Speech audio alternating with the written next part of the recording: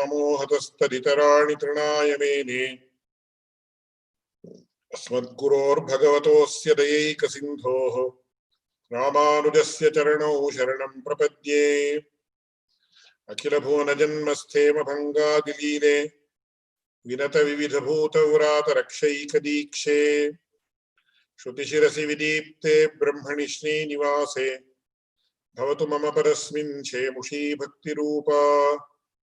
पाराशर्यवचः सुधामुपनिषद्बुद्धाब्धिमध्योद्धृताम् संसाराग्निविदीपनव्यपगतप्राणात्मसञ्जीविनीम् पूर्वाचार्यसुरक्षिताम् बहुमतिव्याघातदूरस्थिताम् आनीताम् तु निजाक्षरैः सुमनसो भौमाः पिबन्तन्वहम्।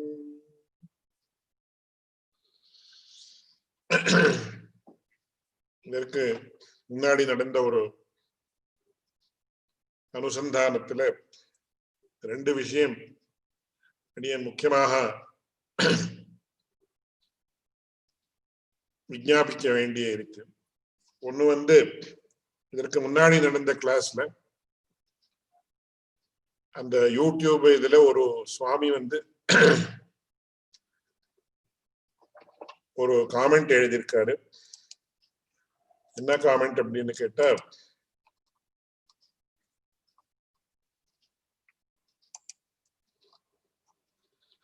the class number 288 நுடைய விஷயத்தில் the conclusion portion of this class is partial, unsatisfiable and not properly ended. இருந்தாலும் மழப்பி முழுசி ஒருவாறு முடிவடைய செய்ய பெற்றுள்ளது அப்படின்னு எழுதியிருக்கார். ஃபர்ஸ்ட் ஆஃப் ஆல் அவர் யாரு என்ன சுவாமின்னு தெரியல, ஜிஜின்னு போட்டிருக்கு, அவருடைய இனிஷியல் மட்டும் இருக்கு. அவருக்கு அடியனுடைய கிருத்தஜதைகளை தெரிவித்துக் கொள்ளுகிறேன். ஏன்னா சாதாரணமா நன்னா இருக்கு அப்படின்னு சொல்லி எழுதுறது நமக்கு கிடைக்கிறது. Not many people have given any comments that it should be improved, it should be more elaborate, this should be elaborated more, this should be mentioned in a concise manner அப்படின்னு அந்த மாதிரி ஆப்ஜெக்டிவா யாரும் அனலைஸ் பண்ணது கிடையாது. இந்த சுவாமி ரொம்ப ஒரு விசேஷமான அனுகிரகத்தோட இந்த மாதிரி பண்ணியிருக்கார். அதனால அவருக்கு முதல்ல அடியனுடைய கிருத்தஜதையை தெரிவித்துக் கொள்றேன். ஏன்னா sometimes these comments might be perceived as negative comments, but it is only such comments that enable an ordinary person like me to improve myself and see where I can rectify my mistakes. அந்த திருஷ்டியில அவர் சுவாமி எழுதியிருக்கிறது ரொம்ப பொருத்தமா இருக்குன்னு அடியேன் பாவிக்கிறேன். இது ஒரு விஷயம். ரெண்டாவது விஷயம், இங்க எதற்காக அந்த சாங்கிய மதத்தினுடைய ஒரு விஸ்தாரமான கண்டனத்தை அடியேன் விசேஷமாக இங்க விவரணம் பண்ணல அப்படின்னு கேட்டார். இது ரொம்ப டெக்னிக்கலா இருக்கு. இந்த வார்த்தையை அடியேன் மறுபடியும் சொல்ல வேண்டி இருக்கு. ஏன்னா அந்த கடைசி ஒரு 4 to 5 paragraphs running into about 3 to 4 pages in the original Sribhashyam text. அது என்ன ஆயிருக்குன்னா பூர்த்தி it's a textual criticism rather than conceptual criticism. Conceptual criticism அதுல சேர்ந்து இருக்கு. இப்போ உதாரணத்துக்கு நாம ஒரு கிரந்தத்துல இருக்கக்கூடிய ஷார்ட் கமிங்ஸை சொல்லணும் அப்படின்னு சொன்னேன். ரெண்டு விதமாக சொல்லலாம்.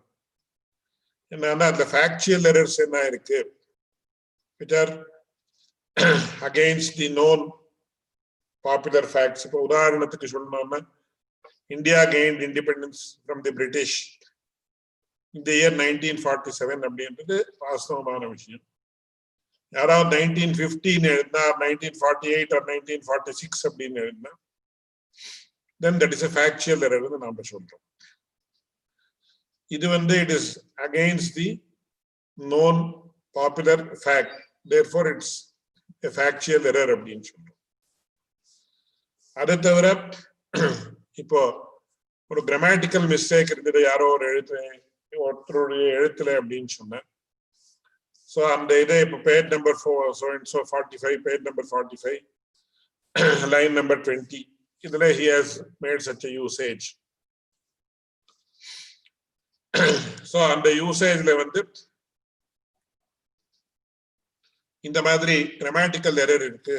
So it is not correct. So it has several such mistakes.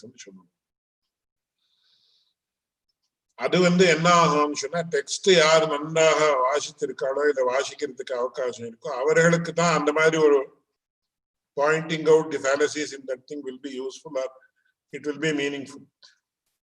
அடியேன் எந்த காரணத்தால அந்த சாங்கிய மதத்தினுடைய நிராகரணத்தை விஸ்தாரமா last few pages, which is not directly related to the sutra but related to the context only, அடியேன் எதனால அதை சொல்லல அப்படின்னா, யார் இந்த சாங்கியகாரிகை என்கிற கிரந்தத்தையே நன்றாக அத்தியனம் பண்ணிருக்கிறார்களோ அவர்களுக்கு மட்டும்தான் அது நல்லா புரியும். இப்போ சாங்கியகாரிக்கையில இப்படி சொல்லியிருக்கே அது தப்பு, அது உச்சிதமாக இல்லைன்னு சாங்கியகாரிக்கையில சொல்லியிருக்கே அப்படின்னா சாங்கியகாரிக்கை நன்றாக புரிந்தவர்களுக்கு தான் அது மாதிரி தெரியும். இல்லைன்னா என்ன பண்ணணும்னா சாங்கியகாரிக்கா கிரந்தத்தை பூர்த்தியா பாடமாக சொல்லி அதுக்கப்புறம் இந்த இதுல பாருங்க இந்த மாதிரி தப்பு இருக்குன்னு பகவத் ராமாந்தர் காட்டுறாருன்னு சொல்லணும். அது நம்ம இந்த கிளாஸ்னுடைய பர்வியூல வராது. ஏன்னா இப்ப உதாரணத்துக்கு நாம எடுத்தோம்னா இப்ப ஒவ்வொரு அதிகரணத்திலையும் சுத பிரகாஷிக்கையில பரேச்சா அபரேச்சா அப்படின்னு துவைத மதத்தினர்கள் என்ன சொல்றார்கள், அத்வைத மதத்தினர்கள் என்ன சொல்றார்கள்னு சொல்லி அதை நிராகரணம் பண்றாரு ஆல்மோஸ்ட் இன் எவ்வரி அதிகரணம். அதுல என்ன சொல்றாருன்னா சங்கர பாஷ்யத்துல எப்படி இருக்கு, பாமதி வியாக்கியானத்துல எப்படி இருக்கு, விவரண வியாக்கியானத்துல எப்படி இருக்கு, பத்மபாதாச்சாரியருடைய ஒரு வியாக்கியானத்துல எப்படி இருக்கு, சோ அந்த பங்கில அது இப்படி சொல்லியிருக்கே அது உச்சிதமாக இல்லை அப்படின்னு சொன்ன, அது அப்படி சொல்லியிருக்கே அது சரியாக இல்லை அப்படின்னு சொன்ன என்ன அர்த்தம்னு, for those who have read those works or treatises and have expertise in that, அவர்களுக்கு வந்து that is pertinent. So அது வந்து at the deeper level of study of Sribhashyam that becomes pertinent. அதுக்கப்புறம் அதுக்கு பேர்ல என்ன கேள்வி வருதோ அதுக்கு பாவ பிரகாஷ் சில இடத்துல என்ன பண்ணிருக்க, சுத பிரகாஷிக்கிட இருக்கக்கூடிய கேள்விகளுக்கெல்லாம் அத்வைத கிரந்தத்தின அத்வைதிகள் அப்படியே துவைத்திகள் அதுக்கெல்லாம் பதில கொடுத்திருக்காங்க. அந்த பதிலுக்கு பதில் என்னன்னா நமக்கு பாவ பிரகாஷ் கேள்வி வேற சில கிரந்தங்கள்ல கிடைக்கிறது. சோ அது வந்து எப்படின்னா சம்ஸ்கிருதத்துல ஒரு வார்த்தை சொல்லுவா ஐதம் பரியேனான், பியூர்லி ஸ்ரீபாஷத்தை படிக்கிறதே பூர்த்தியாக ஒருத்தருடைய உத்தேசம் has given up all other activities or as good as given up all other activities. அவர்களுடைய திருஷ்டியில அது எழுதப்பட்டிருக்கு. சோ அந்த மாதிரி நாம பண்ணோம்னா இப்ப நாம இந்த கிளாஸ்னுடைய ஒரு அமைப்பு எப்படி இருக்குன்னா, ஸ்ரீபாஷ்ய கிரந்தத்துல மெயினாக என்ன சொல்லியிருக்கோ அதுதான் நாம இங்க புரிஞ்சுக்கிறதுக்கு ஒரு முயற்சியை பண்ணிட்டு இருக்கோம். அதற்கு வேண்டிய ஒரு கான்செப்ட்ஸ் என்ன இருக்கோ, பேசிக் சூத்திரங்கள், பேசிக் பங்கிகள், அந்த பங்கிலையும் பூர்த்தியாக ஒவ்வொரு பங்கியாக அடிய விஞ்ஞாபிக்கிறேன். ஏன்னா once again that is another type of exercise all together.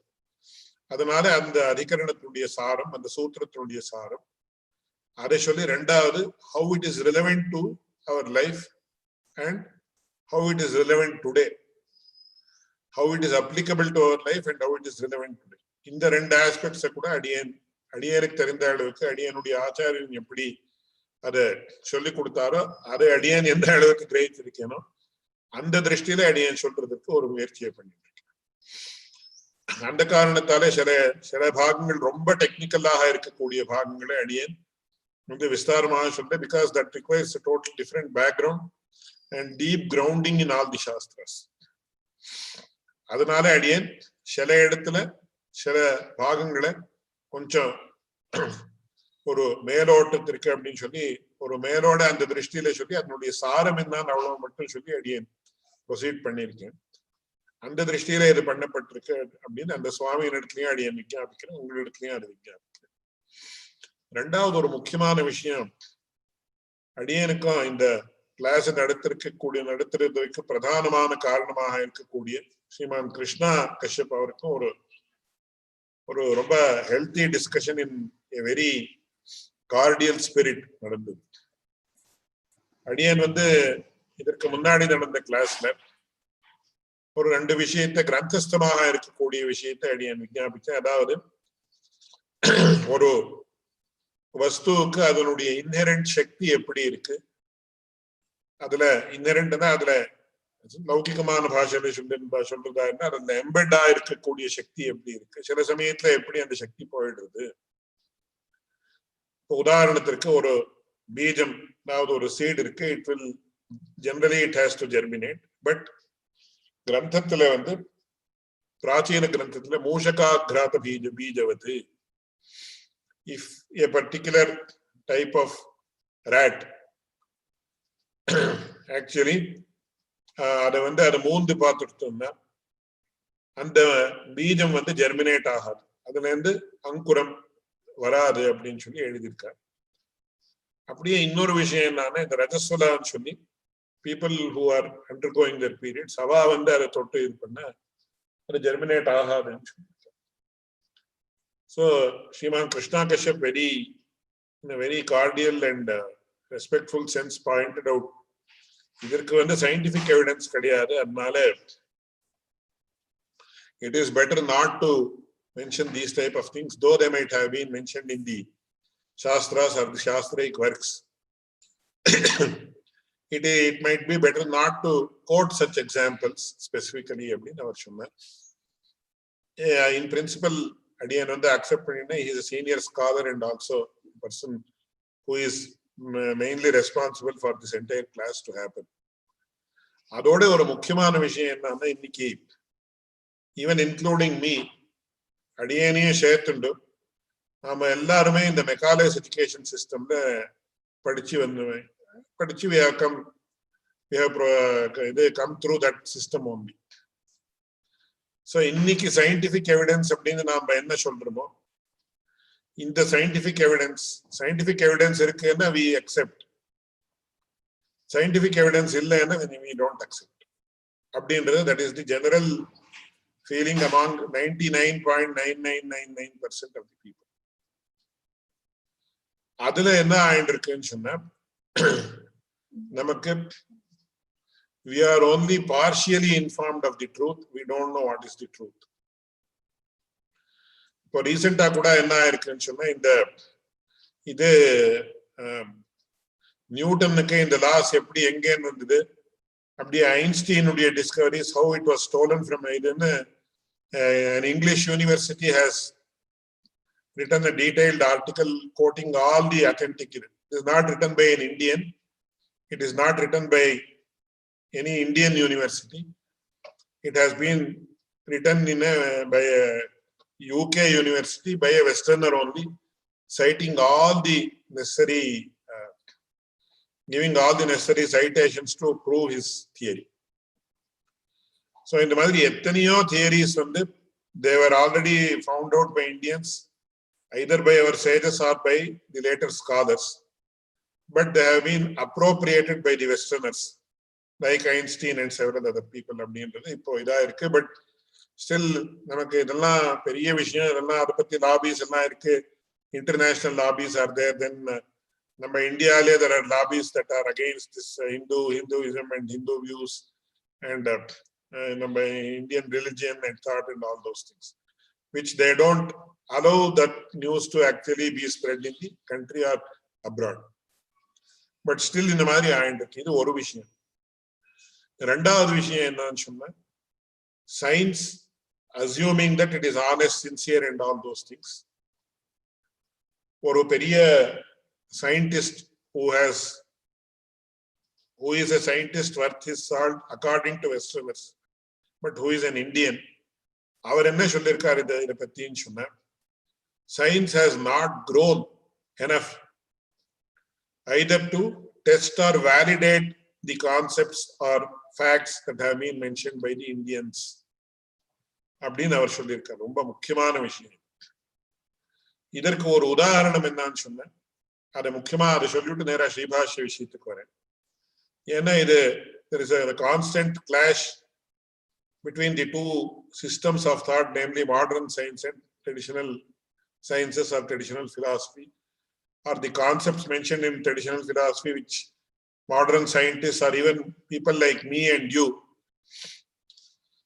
don't accept. ஐயோ அது ஏதோ சாஸ்திரத்துல அந்த காலத்துல சொல்லியிருக்கா, அதெல்லாம் இன்னைக்கு வேலிட் அப்படின்னு நம்ம கேட்கிறோம். Not that all the concepts are valid today or they are correct. But in what context அப்படின்னு நம்ம பார்க்கணும். Many times என்ன இருக்குன்னு சொன்னா கான்டெக்ஸ்டே சொல்லாம எத்தனையோ வார்த்தைகளை சொல்லி இது தப்பு இது தப்பு இது தப்புன்னு சொல்லி. இதற்கு ஒரு உதாரணம் என்னன்னு சொன்ன சம்ஸ்கிருதத்துல ராத்திரோச்சே தட்சிணாமுக ரங்கப்பிரிய சுவாமிகள் அப்படின்னு ஒரு பெரிய ஆச்சரியமான சுவாமிகள் இருந்தார். அவருடைய சிஷ்யத்துவமும் அடியே எனக்கு இருக்குன்னு அடியன் ரொம்ப பெருமையா பாவிக்கிறேன் அதை சொல்லிக்கிறேன். யாரோ ஒருத்தர் என்ன பண்ணாருன்னு சொன்ன ராத்திரோச்சே தட்சிணாமுகான்னு ஒரு வாக்கியம் இருக்கு. ராத்திரோச்சே தட்சிணாமுகான ராத்திரியிலே ஆயிருந்தால் தட்சிணாபிமுகமாக உட்காரணும் அப்படின்னு ஒரு அந்த அர்த்தம். அது எந்த கான்டெக்ட்ல வந்திருக்குன்னு யாருக்கும் தெரியாது. அவர் என்ன பண்ணினாருன்னா ராத்திரோச்சே தட்சிணாமுகான்னு சொல்லிருக்கு. அதனால ராத்திரியில ஒரு காரியம் நடந்துட்டு இருக்கு. அதாவது தம்பதிகள் ஒரு மனையில உட்கார்ந்து இருக்கு, ஏதோ ஒரு சுப காரியத்துக்கு. அவர் என்ன பண்ணினாரான்னா தம்பதிகள் சுப காரியத்துக்கு உட்காரணும்னு சொன்னா என்னன்னா அது பூர்வாபிமுகமாக தான் உட்காரணும் அப்படின்னு எல்லாருக்கும் தெரியும். ஆனா அவர் என்ன பண்ணினாரான்னு சொன்னா நான் ஒரு சாஸ்திரத்துல ஒரு வாக்கியத்தை பார்த்திருக்கேன். ராத்திரோச்சே தட்சிணாமுகான்னு சொல்லியிருக்கு. நான் தட்சிணாபிமுகமா தான் உட்காரணும். அதனால இப்ப தம்பதிகள் தட்சிணாபிமுகமா உட்கார வைக்கணும் அப்படின்னு சொன்னாங்க.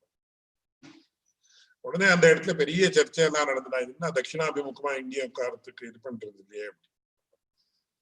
அப்புறம் அங்க ஒரு பெரிய வித்வான் எழுந்தாரு. அவர் கேட்டார எங்க சொல்லிருக்கு சுவாமி இந்த வாக்கியம் ராத்திரோச்சே தட்சிணாமுகான்னு வாக்கியம் இருக்கு, எங்க சொல்லிருக்குது உங்களுக்கு தெரியுமா? அதெல்லாம் எனக்கு தெரியாது, ராத்திரோச்சே தட்சிணாமுகான்னு நான் வாக்கியம் கேட்டிருக்கேன் அதானே. அது it is not applicable to the present context. அது எந்த கான்டெக்ட்ல வந்திருக்கு அப்படின்னா பழைய காலத்துல இந்த concept of this toilet modern toilet இருக்குல்ல. சோ கார்த்தால வேளையில இந்த எந்த they used to actually pass stools etc in the open space. அது இன்னைக்கு சாத்தியமா இல்லையானா இன்னைக்கு it is not possible because of the growth of population and several social and other aspects which are not relevant to be discussed in this context. ஆனா அங்க என்ன சொல்லிருக்குன்னா கார்த்தால வேளையில பூர்வாபிமுகமாக உட்கார கூடாது. To pass urine and to pass motion one should not sit. ராத்திரி வேளையில என்ன பண்ணணும், தட்சிணாபிமுகமாக உட்கார்ந்து அந்த காரியத்தை பண்ணணும்னு சொல்லி. So it is in this context it has been mentioned. ராத்திரோச்சே தட்சிணாமுகான்றது it is nothing to do with வது வரர்களை மனையில உட்கார வைக்கிறதுக்கு அதுக்கும் இந்த கான்டெக்ஸ்டுக்கும் சம்பந்தமே கிடையாது. இந்த பெரிய ஸ்காலர் அப்புறம் எடுத்து காட்டினான். அப்போ அவருக்கு ரியலைஸ் ஆகி இல்லை நான் பண்ணது தப்புன்னு. இது ஒரு பெரிய ஒரு இன்சிடென்ட்ஸ். இது I have mentioned it just in 2 or 3 minutes. எதனால இந்த மாதிரி பெரிய ப்ராப்ளம் வருதுன்னு அடியனுடைய ஆச்சாரியர் கூட சொல்லுவார். எந்த கான்டெக்ட்ல who has told to whom அப்படின்றது 90% nobody, 99% nobody knows. இப்போ உபனிஷத் வாக்கியத்திலேயே என்ன இருக்குன்னா உபனிஷத்து சம்பூர்ணமாக யாரும் அத்தியனம் பண்ணாம இருக்கிறபடியாரு இங்க இப்படி சொல்லியிருக்கேன் பிரஜாபதி வாக்கிய முக்தம் தனு ததா முக்தம் அப்படின்னு சொல்லி இங்க இப்படி சொல்லியிருக்கேன் அங்க அப்படி சொல்லியிருக்கேன்னு அது எங்க வந்திருக்கு என்னால உபனிஷத்து யாரும் பார்த்ததே கிடையாது. So purely based on the text of Sribhashyam விசை இந்த இப்படி இருக்கு இப்படி கேள்வி இப்படி பதில் அப்படி அவ்வளவுதான் சொல்றோம். ஸோ ஒரு பெரிய drawback in the overall study of Indian philosophy or philosophical works is nobody has access to the originals. They have access but they are not interested in knowing the originals. அதுதான் அடியனுடைய ஆச்சாரியன் அடிக்கடி சொல்லுவார், முதல்ல ஸ்ரீபாஷ்யம் வாசிக்கணும்னா உபனிஷத் பூர்த்தியாக நீங்க சந்தை சொல்லிட்டு பூர்த்தி உபனிஷத்து உங்களுக்கு வரணும், பகவத்கீதை பூர்த்தியா உங்களுக்கு வரணும், பிரம்மசூத்திரம் சந்தை சொல்லிக்கோங்க. அவர் நேரா தோ ரொம்ப ஹை லெவல்ல இருந்தாலும் தோ நாங்க லோ லெவல்ல இருந்தாலும் அவர் என்ன பண்ணினார், despite his stature as a very senior scholar, ஏன்னா பெரிய ஸ்காலரா இருக்கிறா சாதாரணமா பகவத்கீதை உபனிஷத்தெல்லாம் சந்தை சொல்றதுக்காக வரமாட்டோம். ஆனா இந்த ஒரு உத்தேசத்தால அவர் என்ன பண்ணி வச்சாருன்னா 2-3 பேர் நாங்க ஸ்டூடெண்ட்ஸ் இருக்கிற சமயத்துல உபனிஷத்து சந்தை அவரே சொல்லி வச்சார். பகவத்கீதை சுலபமா இருக்கிறதுனால உங்களுக்கு சம்ஸ்கிருதம் நல்லா தெரிஞ்சிருக்கிறபடியா நீங்களே கத்துக்கோங்க, நீங்களே பாராயணம் பண்ணுங்க அப்படின்னு சொல்லி. Because unless you know the Upanishads by heart or memorize the Upanishads, இந்த ஆதர்வணிகே ஸ்ரூயதே அப்படின்னு பகவத் ராமானுஜர் நேரா எடுக்கிறார். ஸோ ஆதர்வணிகே ஸ்ரூயதேன்னா யாருக்கு தெரியும்? ஆதர்வணிக்கத்துல சொல்லி இருக்கு அப்படின்னு யாருக்கு, ஹவு டு வி நோ அப்படின்னா யார் உபனிஷத்து வாசிருக்காளோ, in those days the people had known all the Upanishads and by heart or memorized. அதனால ஆதர்வணிக்கத்தை சொல்லியிருக்கேன்னா ஆமா கரெக்ட் இங்க சொல்லியிருக்கு அப்படின்னு சொல்லுவாங்க. இன்னைக்கு நமக்கு என்ன இருக்கு, அப்படியா அவன் சொல்லியிருக்கா சரி அப்படின்னு நாம அந்த மாதிரி சொல்ல வேண்டிய. ஸோ பேசிக்கலி என்ன ப்ராப்ளம் ஆயிருக்குன்னு சொன்னா, அவர் system of education has totally changed and we are totally ignorant about all these issues, especially the context in which a particular aspect has been mentioned. ஒரு வச்சனம் ஒரு பர்டிகுலர் கான்டெக்ட்ல எங்க வந்திருக்குன்னு யாருக்குமே தெரியாது. அதனால ரொம்ப சம்ஸ்கிருதத்துல ஒரு வார்த்தை எத்வாதத்வான தான் தோன்னியா விஷயங்கள் நடந்துட்டு. Having said that, your Shriman Krishna Kashyap has joined just now. Again, I am associated with Ayurveda University. It is known as Transdisciplinary University. அதுல அவ ஆயுர்வேதா ட்ரக்ஸ் எல்லாம் இது பண்ற டெஸ்ட் பண்ணி எவிடன்ஸ் பேஸ்ட் ஆயுர்வேதான்னு அது ஒரு பெரிய ஆயுர்வேதத்துல இப்போ பெரிய ப்ராப்ளம். அது I will not go into that. இது ஒரு விஷயம், it is pertinent to the present context, that is why I am telling it. அதுல என்ன பண்ணினான்னா சங்க புஷ்பின்னு ஒரு ஔஷதம், ஒரு மூலிகை, ஒரு ஹர்ப். அதை ஆயுர்வேத கிரந்தத்துல என்ன பண்ணிருக்கான்னு, it is a great memory enhancer, ஸ்மரண சக்தி ரொம்ப ஜாஸ்தியாக ஆறுதுன்னு சொல்லியிருக்கு. இது ஆயுர்வேதத்துல இட்ஸ் ஸ்மால் ஒரு அணு இந்த இன்ஃபர்மேஷன் அப்படின்றது. ஸோ இந்த ஆயுர்வேதத்துல எவிடன்ஸ் பேஸ்ட் ஆயுர்வேதான்னு சந்தர்ப்பத்தில் இதை நாம டெஸ்ட் பண்ணலாம்னு they focus zeroed in on this topic. அதுக்காக they collaborated with an institution called National Center for Biological Sciences, which is a very premier institution, which is funded by the Tatas and of a very high stature in the scientific world. And adukku eppadi scientists ayurvedic scholars rendu perum they got together and nearly for 2 to 3 months they had detailed discussions regarding how to validate or see whatever or otherwise whether this herb Shankapushpi is really a memory enhancer or not.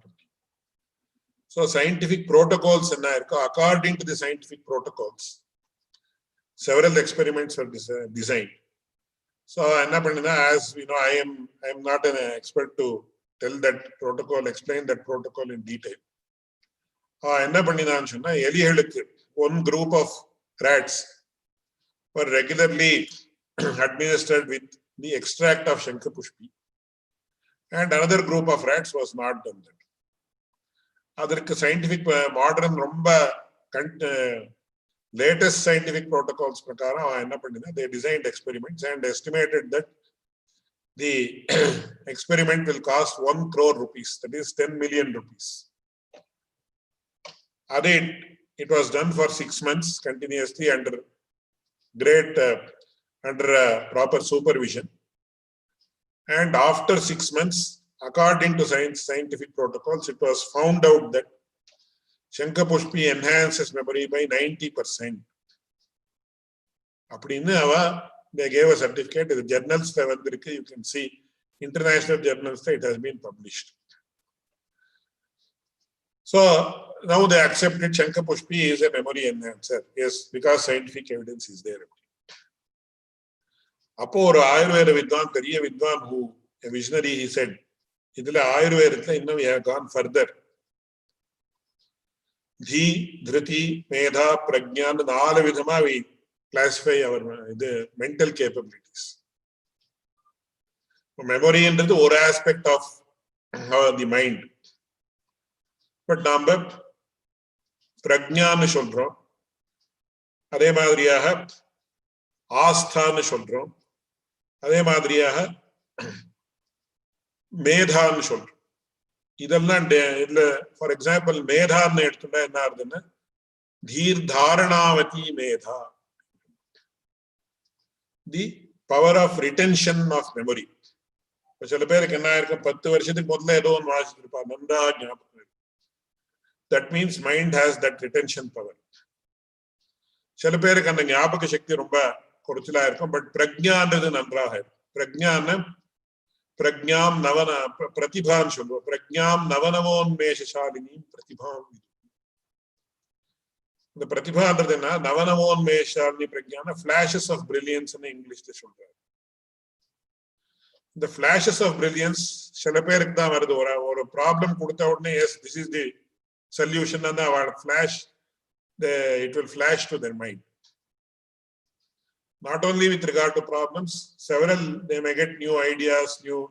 இப்போ நம்ம யாரோ Facebook இது பண்ணிருக்கோம், how did it flash to his mind? It has flashed. Steve Jobs, he did this. Apple computerல Apple இதுல ஒரு iPad மாதிரி ஒரு ப்ராடக்ட் தயார் பண்ணணும்னு எப்படி பண்ணாம ஃபிளாஷஸ் ஆஃப் பிரில்லியன்ஸ், அதுக்கு பிரதிபான்னு.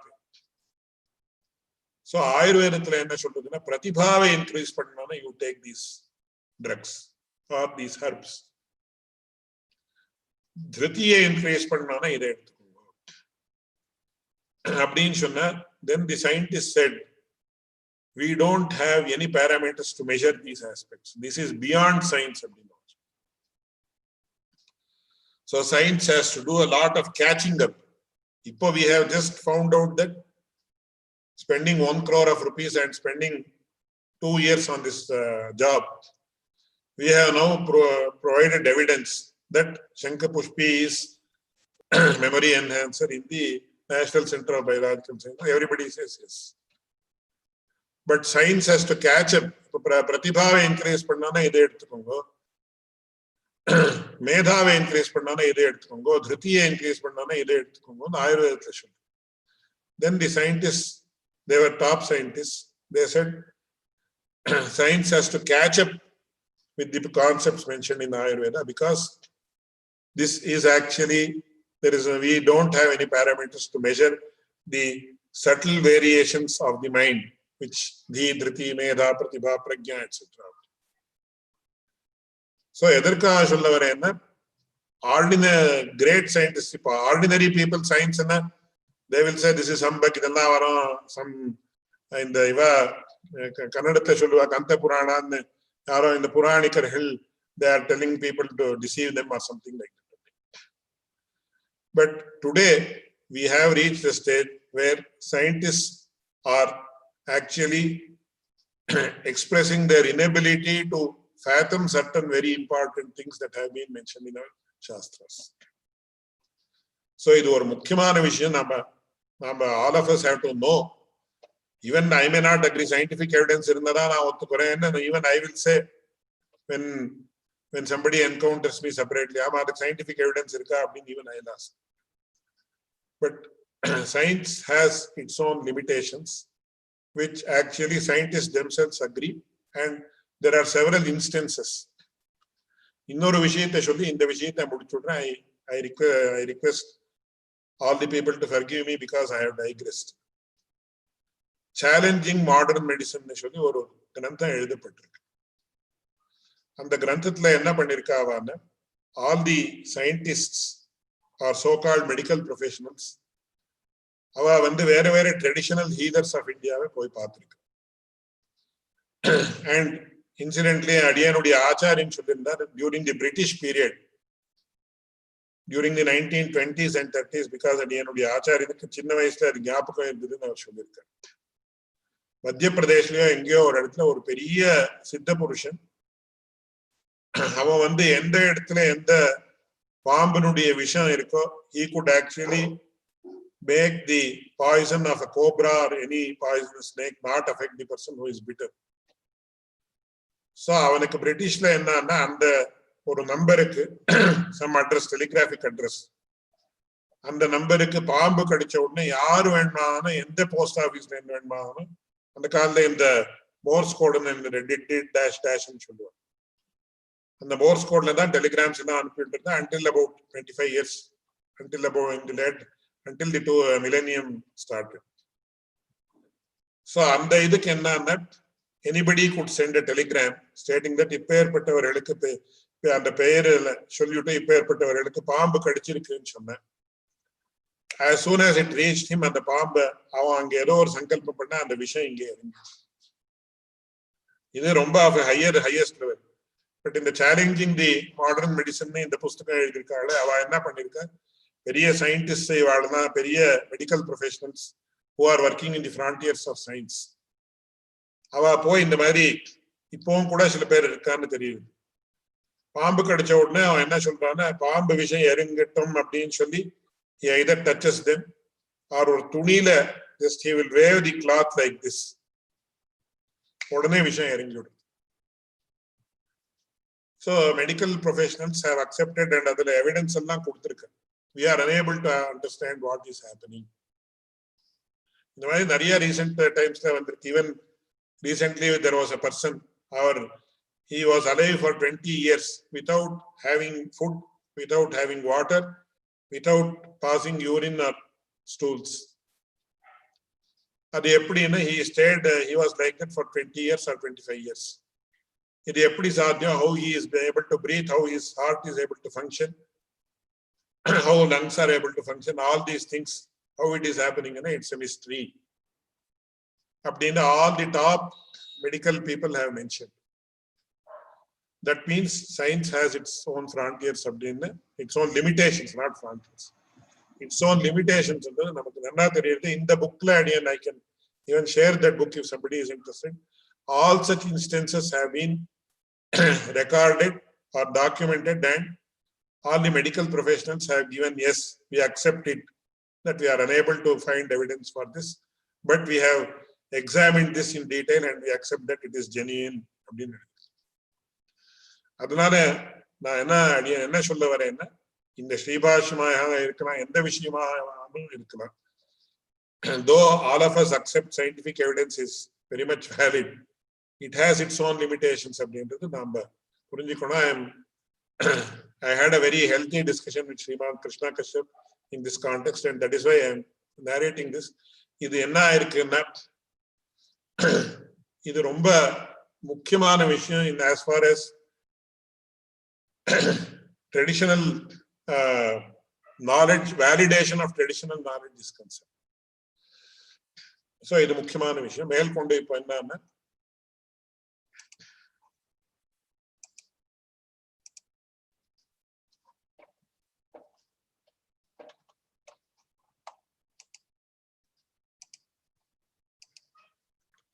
ஸோ இதுதான் இது ரச்சனானுபபத்தி அதிகரணம் அப்படின்னு.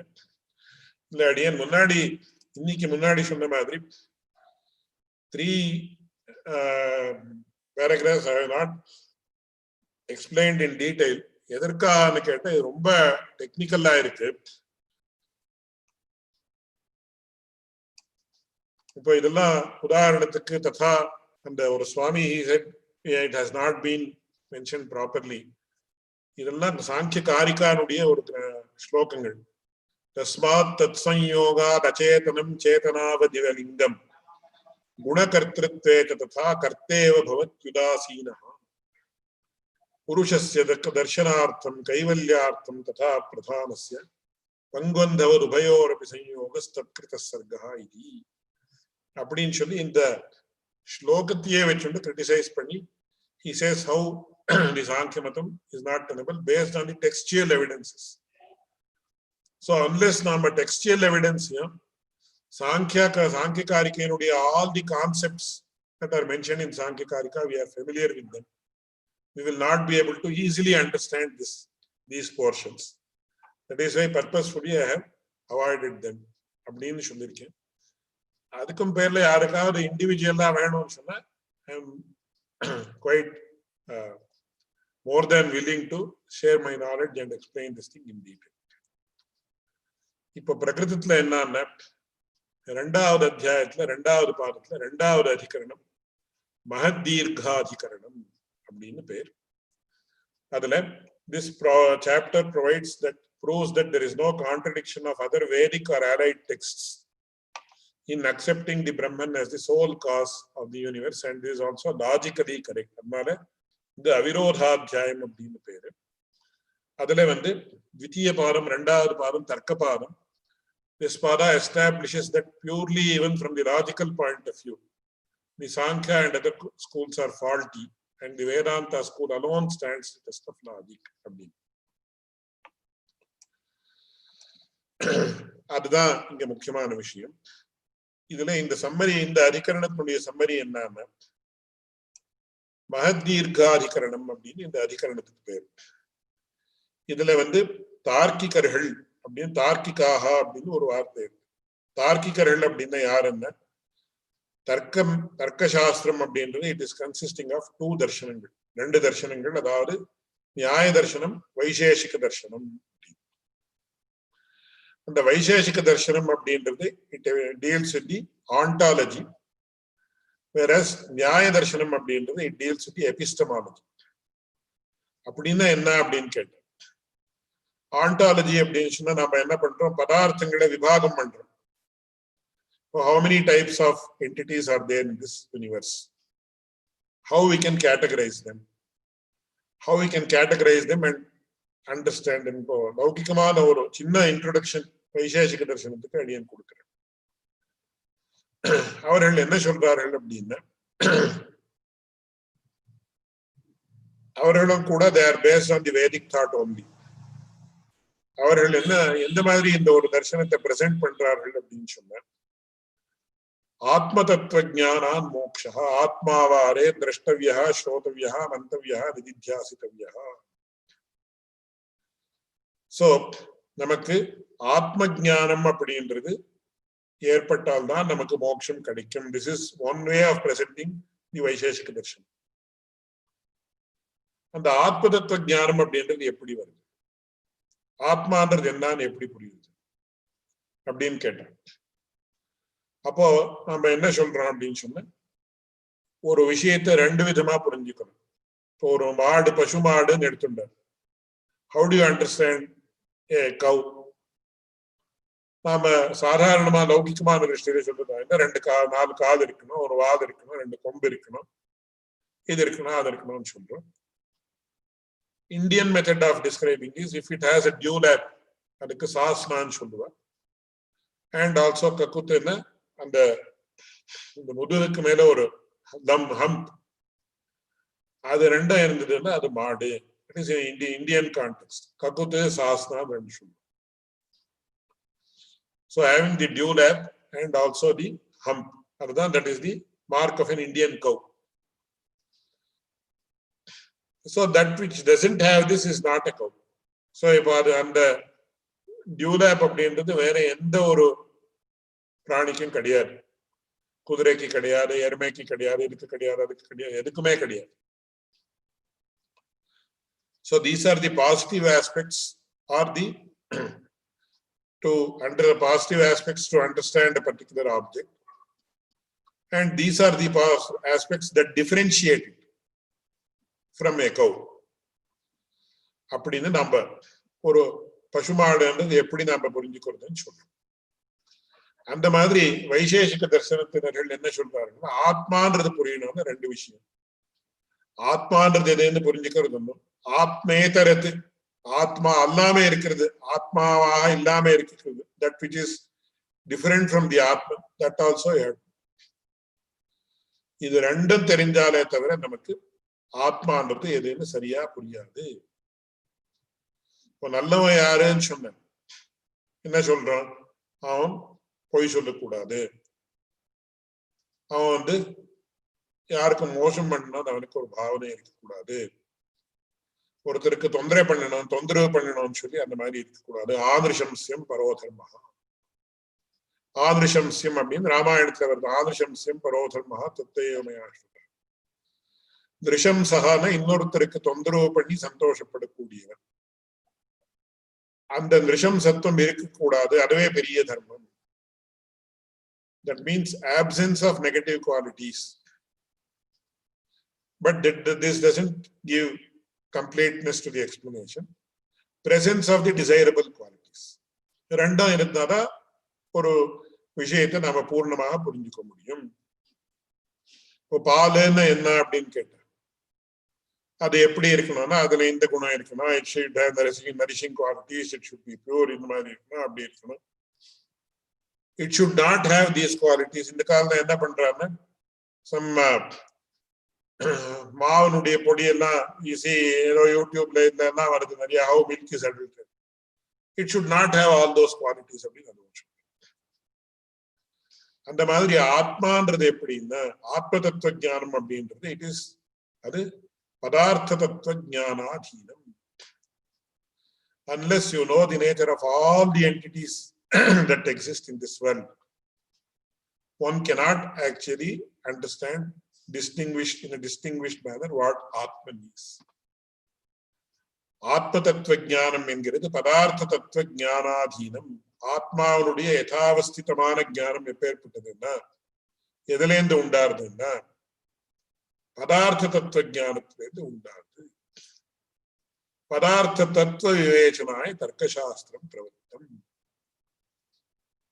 இந்த பதார்த்தங்களுடைய தத்துவம் என்ன, அதனுடைய யதாவஸ்திதமான ஸ்வரூபம் என்ன அப்படின்றது நமக்கு தெரியப்படுத்துறதுக்காக தர்க்கசாஸ்திரம், அதாவது வைசேஷிக தர்சனம் அப்படின்றது ஏற்பட்டிருக்கு. அதுல பதார்த்தங்கள் எல்லாம் நமக்கு புரியணும்னா எப்படி பதார்த்தம் எத்தனை பதார்த்தம் இருக்கு பிரபஞ்சத்துல அப்படி. There are countless number of entities. Objects ன்னு சொல்றதுல entities that is why I am telling. பதார்த்தம் அப்படின்னு not an object that has mass, weight, etc. like this. பதார்த்தனா பதஸ்யார்த்தா பதார்த்தா. So பதார்த்தம் அப்படின்னா என்ன அர்த்தம் இந்த கான்டெக்ஸ்ட்ல? It's a technical term. பதார்த்தம் அப்படின்ற பதார்த்தம் என்னன்னா பதஸ்யார்த்தா பதஜன்ய பிரதீதி விஷயா. That which is denoted by a word is known as padartha.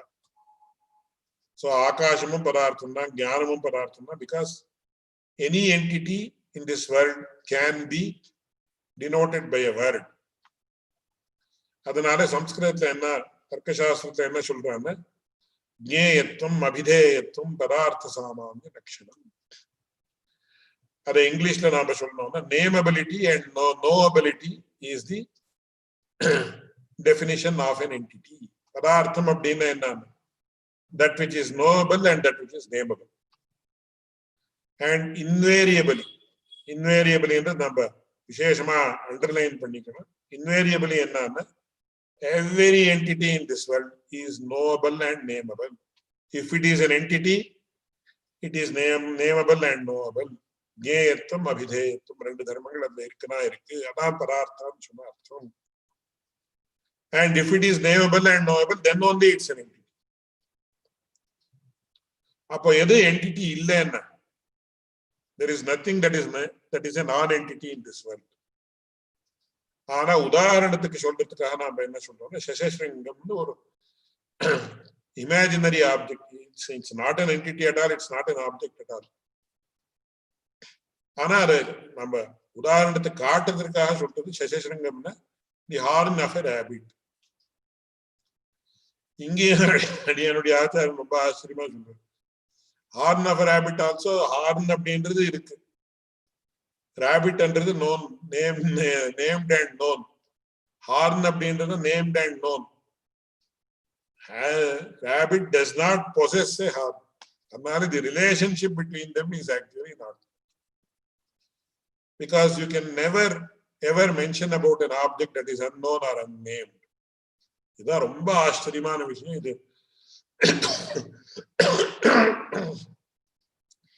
இதனுடைய டெப்த் நம்ம எத்தனை யோசனை பண்ணிட்டே இருந்தாலும் கூட என்ன ஆகும்னா, you cannot go to the depth of this. அதனாலதான் காளிதாஸ் வந்து வாகர்த்தாவிவ சம்பிருத்தௌ. There can never be an object that is unnamed and there can never be an entity that cannot be named. So இது வந்து அப்படி வாக்கும் அர்த்தமும் அப்படி, there is so much of proximity or absence of separation between them. Just like ஒரே சரீரத்துல இருக்கக்கூடிய பார்வதி பரமேஸ்வரர் மாதிரின்னு காட்டுற. அப்படின்னா என்ன, இப்ப நம்ம சரீரத்துல half of the body is split, the person will not survive. So invariably there has to be two parts in the body. பிரகிருதி புருஷன் அப்படின்னு சொல்லலாம். அது வேற ரொம்ப ஆச்சரியமா என்னுடைய in the relationship between the name and the entity that is denoted by it. இதை பத்தியே ஒரு 2-3 மணி நேரம் சொல்றது, அவ்வளவு விஷயம் இருக்கு. சோ இத வைசேஷிக தர்சனத்தினர்கள் கவனித்து, அதாவது அந்த வைசேஷிக தர்சனத்தை எழுதின கணாத மகர்ஷியில கவனித்து என்ன பண்ணாங்கன்னா, நேமபிலிட்டி அண்ட் நோஅபிலிட்டி, அபிதேயத்துவம், ஜேயத்துவம், பதார்த்த சாமானிய லட்சணம் means the universally applicable definition of an entity, பதார்த்தா அப்படின்னு சொல்லி. இந்த பதார்த்தம் என்கிறது எப்படி, how do we understand how many all the objects in this world? பதார்த்த தத்துவ ஞானம் வேணும். ஏன்னா பதார்த்த தத்துவ ஞானத்திலேருந்து ஆத்ம தத்துவ ஞானம் ஏற்படுது, ஆத்ம தத்துவ ஞானத்திலேருந்து நமக்கு மோட்சம் ஏற்படுது, which is the ultimate aim of human life. மோட்சம் அப்படின்றதா நமக்கு எல்லாருக்கும் தெரிஞ்ச மாதிரி பரம புருஷார்த்தம். அது வேணும்னா ஆத்ம தத்துவ ஞானம் வேணும். ஆத்ம தத்துவ ஞானம் வேணும்னு சொன்னா அது பதார்த்த தத்துவ ஞானாதீனம். எத்தனை சயின்டிபிக்கா எத்தனை சிஸ்டமேட்டிக்கா நிரூபணம் பண்ணிருக்கான்னு நம்ம அப்ரிஷியேட் பண்ணலாம். அந்த பதார்த்த தத்துவ ஞானம் அப்படின்னா பதார்த்தான என்னன்னா name, that which is nameable and knowable. That applies to all entities in this world, whether it is Akasha or Paramanu or Kala or Dik or Atma or Manas. So, அதுதான் பதார்த்தம், that which is nameable and knowable அப்படின்னு சொல்லி. அது எத்தனை எல்லா பதார்த்தங்களும் நாம புரிஞ்சுக்கணும். எப்படி புரிஞ்சுக்கிறது? எத்தனை பதார்த்தங்கள் இருக்கு? Countless number of entities exist in this world. So can one person in his entire lifetime know each of them individually? எண்ணிக்கை யாரும் புரிஞ்சுக்க முடியாது. அசர்வஜ்ஞ துர்விஜ்ஞேயம் அப்படின்னு ஒரு வேர்டை யூஸ் பண்றோம். இண்டிவிஜுவலா ஒவ்வொரு பதார்த்தமும் யாருக்கு தெரியும் அப்படின்னு சொன்ன பகவான் ஒருத்தனுக்கு தான் தெரியும். எஸ் சர்வஜ்ஞா ச சர்வவித்து அப்படின்னு வேதாந்தத்துல நாம சொல்றோம் அந்த விஷயம். But an ordinary person like me or you or people like us or who are in this world, ordinary persons, சர்வஜர் அல்லாதவர்கள் கண்டிப்பா புரிஞ்சுக்க முடியாது. எல்லா பதார்த்தத்தையும் இண்டிவிஜுவலா புரிஞ்சுக்கவே முடியாது. பகவானுக்கு மட்டும் புரியும். அப்போ எப்படி புரிஞ்சுக்கிறது? பதார்த்த தத்துவம் நமக்கு எப்படி புரியுது? உதாரணத்துக்கு ஒரு குதிரைன்னு வச்சுக்கலாம், ஒரு hours. I want to know all the horses அப்படின்னா there are countless number of horses. Can a person in his lifetime see all the horses? No. இப்போ ஹார்சஸை பத்தி எனக்கு நிஷ்கிருஷ்டமான ஞானம் வேணும்னா categorize them based on their breed characteristics, categorize them based on their geographical distribution, categorize them on some other criteria. அந்த மாதிரி இந்த பதார்த்தங்களை அவர் என்ன பண்ணினாருன்னா பதார்த்தங்களை விபாகம் பண்ணணும். Categorize the entities. And the categorization of entities is what is known as ontology in the philosophical parlance. The ontology என்றது இப்போ நிறைய ஃபீல்ட்ஸுக்கு வெப் ஆண்டாலஜின்னு வந்திருக்கு, மெடிக்கல் ஆண்டாலஜின்னு வந்திருக்கு. இந்த concept they have applied to all the fields because it is universally applicable concept. But originally நமக்கு எங்க வந்ததுன்னா பிலாசபில தான் வந்திருக்கு. தட் டூ நாம சொல்ற பிரகாரம் வைசேஷிக தர்சனத்துல முதலாக பதார்த்த விபாகம் அப்படின்ற ஒரு கான்செப்ட் சொல்லப்பட்டிருக்கு. Nearly as far as the present knowledge goes, 5000 வருஷத்துக்கு முன்னாடி இல்ல 4000 வருஷத்துக்கு முன்னாடி, அது 3000 4000 2000 பெரிய சர்ச்சைகள் தான் இருக்கு, which is not pertinent to the present context. But several thousands of years ago first அவர் தான் சொன்னார் ontology of padarthas, ontology of these padarthas, padartha vibhagam, categorization of padarthas, which is known as ontology. முதல்ல யார் பண்ணினாங்க? இந்த கணாத மகர்ஷி. ரொம்ப பெரிய ஆச்சரியமான ஞானி, விசினரி. நாம இங்க வேதாந்த தர்சனத்துடைய கான்டெக்ட்ல அதை நிராகரணம் பண்றது, that's a different thing. But in the ontology even we have borrowed from Vaisheshik Darshan with slight changes. But ontology இருக்கு, அது நம்ம அங்கேருந்து வந்திருக்குன்றது nobody can deny. And from that point of view it is, we should not think. சில பேர்லாம் என்ன பண்ற, நிறைய உபன்யாசங்களை அடியேன் கேட்கிறேன். அவர்கள் சம்பிரதாயத்துல இந்த நம்ம சம்பிரதாயத்தினுடைய பெருமையும் நம்ம சித்தாந்தத்தினுடைய பெருமையும் சொல்றதுக்காக பாஷ்யங்கள் குதிருஷ்டிகள் அப்படின்னு சில வார்த்தைகளை யூஸ் பண்ணிருக்கா. பகவத் ராமாந்திரம் கூட சில யூஸ் பண்ணிருக்க. பட் நம்ம அடியன் கேட்கக்கூடிய நம்ம சம்பிரதாய உபன்யாசங்கள்ல என்னன்னா ரிஷிகள் அப்படின்னா they are actually worse than beggars அப்படின்ற மாதிரி they are mentioned in several discourses. அடியன் யாரையும் இண்டிவிஜுவலா சொல்ல வரல, கிரந்தங்கள்லயும் இல்லையும் அந்த மாதிரி எழுதியிருக்கா அப்படின்னா to highlight the greatness of our philosophy it has been done, and some aspects are refuted specifically as we are doing in the present adhikaranas also. ஆனா அவ ஏதோ ரொம்ப அபத்தமான விஷயங்கள் எல்லாம் ரிஷிகளா சரி அப்படின்னு சில பேர் நம்ம சம்பிரதாயத்திலேயே பெரிய ஸ்காலர்ஸ் எல்லாம் அந்த மாதிரி சொல்லி இருக்கிறது அடியன் கேட்டிருக்கேன். அடியனுடைய I have no competence to comment on any great scholar. அடியனுடைய ஆச்சாரின்னு சொல்லுவார் அந்த மாதிரி பண்றது ரொம்ப தப்பு அப்படின்னு சொல்லி ஸ்பஷ்டமா அடிக்கடி சொல்லுவார். ஏன்னா we have நம்ம சித்தாந்தம் அப்படின்னு எடுத்துட்டாலும் இப்ப உதாரணத்துக்கு when we refute the Vaisheshika philosophy which we are going to do now, அந்த ரெஃப்யூட்டேஷனுக்கு வேண்டிய ஒரு யுக்தி லாஜிக் என்ன இருக்கோ directly we have borrowed it from the Buddhist text. பௌத்தர்கள் என்ன ஒரு யுக்தியை சொன்னார்களோ அதே யுக்தியை பகவத் ராமானுஜர் கோட் பண்ணிருக்கார். திஸ் இஸ் ஆன் ரெக்கார்ட் இன் தி ஸ்ரீபாஷ்யம். அப்படின்னா பிகாஸ் ஒரு யுக்தி அன்டெனபிள், ஒரு தியரி அன்டெனபிள் அப்படின்னு யாரோ ஒருத்தர் சொன்னா we have borrowed that thing to show that it is untenable. அதனால நம்ம ரொம்ப ஒரு பேலன்ஸ்ட் வியூ வச்சுக்கணும் இந்த விஷயத்துல அப்படின்னு அடியனுடைய ஆச்சாரியனுடைய ஒரு வார்த்தையில விஞ்ஞாபிக்கணும். Because many a times we think that the ரிஷிகள் அப்படின்னா ஏதோ ரொம்ப they are worse than beggars அப்படின்ற மாதிரி they are portrayed in several traditional discourses.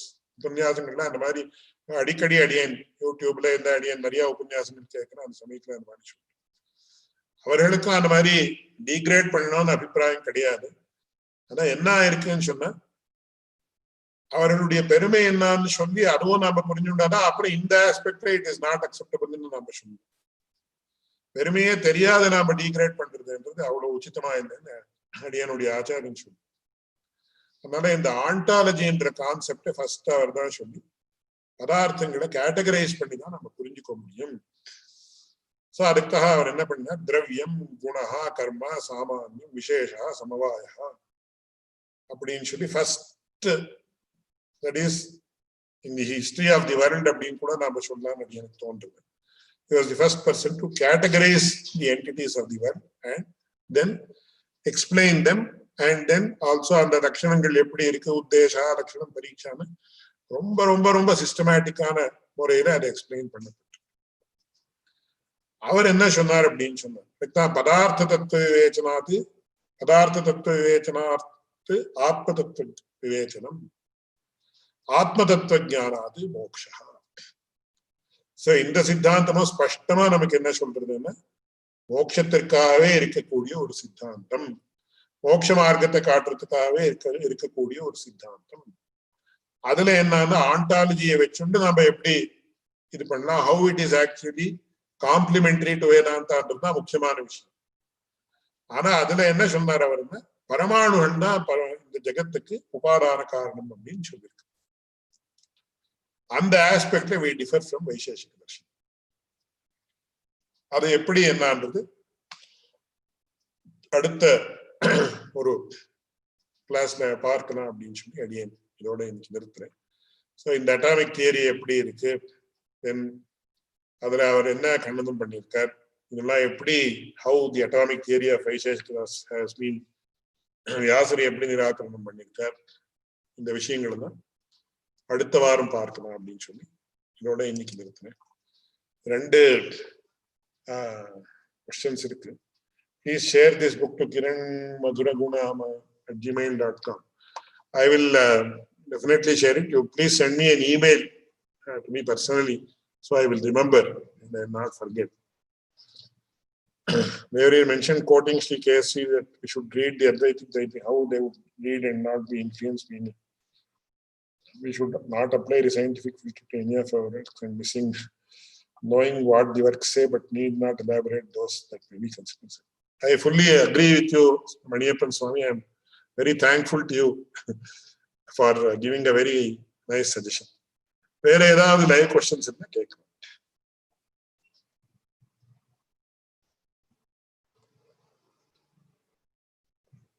Hello. வேற ஏதாவது லைவ் கொஸ்டின்ஸ் இருக்கா?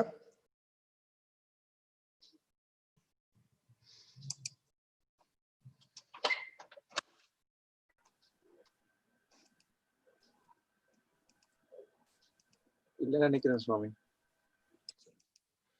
So any observations or comments or feedback on today's class also is most welcome. So we are most open to all the suggestions and advices. So I request all of you to rectify me if I have gone wrong in any manner, either in my delivery of the lectures or also if there are any factual errors. அடியேன் சொல்லக்கூடிய விஷயத்துல factual errors இருந்தாலும் presentation ஏதாவது தோஷம் இருந்தாலும் people are ready to point out, and with utmost sincerity and humility I am ready to accept it and correct myself. இந்த விஞ்ஞாபனத்தோடு அடியேன் இன்றைய கிளாஸ் ஸ்ரீமதே ராமானுஜா.